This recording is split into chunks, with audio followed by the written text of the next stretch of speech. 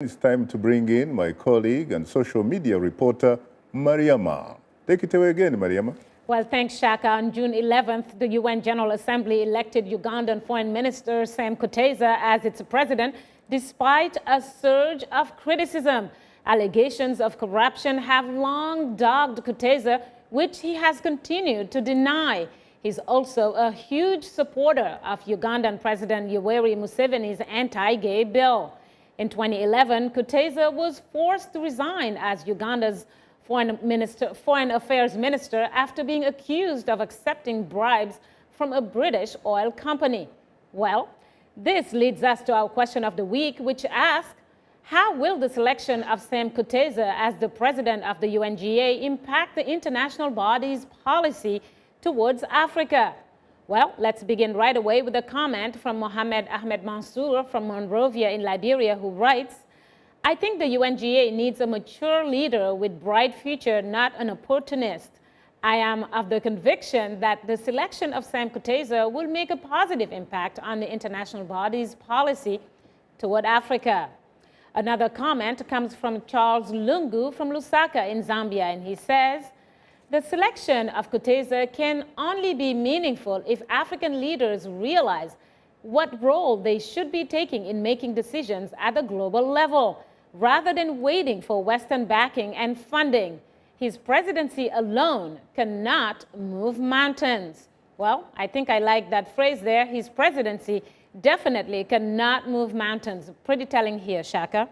Very interesting. Ali Mahdi, why don't you pick it up from there?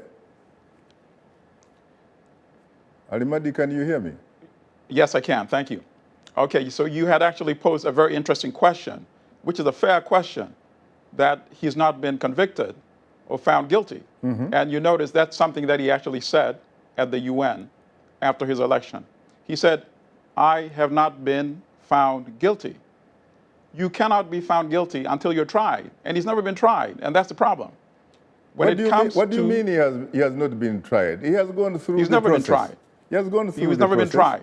He's never been tried. With regard to the Commonwealth funds, there was never a trial on that issue.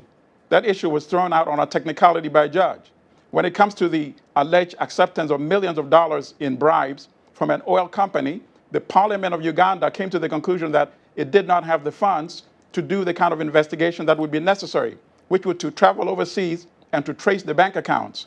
So on those key issues, he was never tried. The only time that evidence was heard was when the members of Parliament heard the evidence in 1999, and that is the only time they actually came to a conclusion. They censored him. Had that been a court of law, he would have been convicted. And that is the point I'm trying to make. And Chaka, there's one other very critical point, actually. He faces a conflict of interest. His private company, Entebbe Handling Services, actually does business with the United Nations. He has contracts with the United Nations. I don't think there are many foreign ministers around the world who have private companies that has contracts with the UN. It's like saying Secretary John Kerry has a company that handles luggage and cargo at Port-au-Prince Airport in Haiti on behalf of the UN. That would be unconscionable.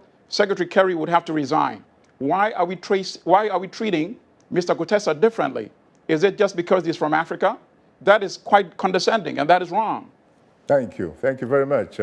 Mariama, please share some more of our audience feedback. Well, yes, that conflict of interest would definitely be interested in knowing how the UN feels about that.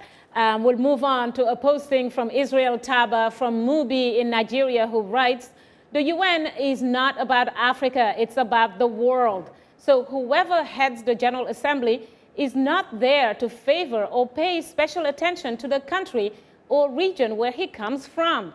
All member states have their particular problems, so if he can attend to these problems fairly, I would consider him a good leader. I think that's a pretty fair comment there. We're gonna, while we're at it, we're gonna check out another comment from Ruhundi Ambrose from Kampala in Uganda, who says, he cannot change anything because he never even changed the lives of his people he represented in over 20 years. Well, Shaka, that's another pretty harsh comment. What are your thoughts on this one? Now, Kenneth, you are a lawyer, obviously. unlike me, who never attended law school, Milton raises a very important and compelling point, especially about the apparent conflict of interest. What about the fact that Mr. Kutesa is on record saying he has issued a statement that he will have absolutely nothing to do with his business interests for the year that he is going to be in office? Is that good enough? First of all, let me start by saying we have to understand, one, the tenure of office for the President of the UN General Assembly is 1 year, non-renewable. So 12 months. So he'll be in office for 12 months, and it's not a renewable contract. Secondly, if, as allegations are showing in the media, online and everywhere, he's had contracts with the United Nations, the most prudent thing to do, and I believe the UN, like any other international body, has procurement guidelines, the most prudent thing for him to do is to make a full disclosure of the type of contracts that he has, because these contracts were entered into prior to his being elected as President of the General Council. They are not post the election era, they are prior, so they've been ongoing. Right.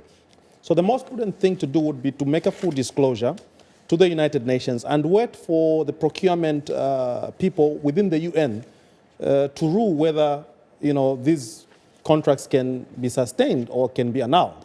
We cannot prejudge the procurement guidelines of the UN. I think that would be very unfair.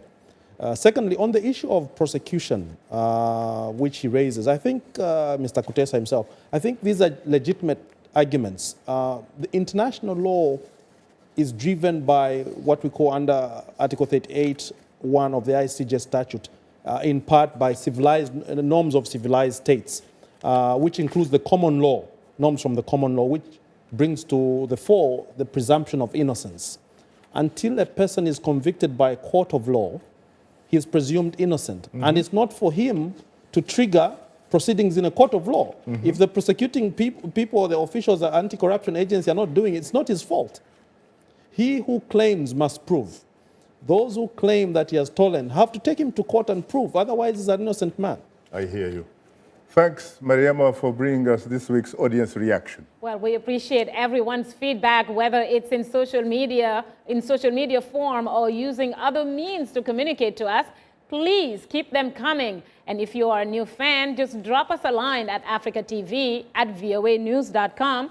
Once again, our email address is africatv@voanews.com. Or post your comment on our Facebook page. Just enter the keywords Straight Talk Africa. Be sure to visit us online at voaafrica.com, or you can join our YouTube channel. Just subscribe to VOA TV to Africa. Now let's take a look at what's on tap for next week's program.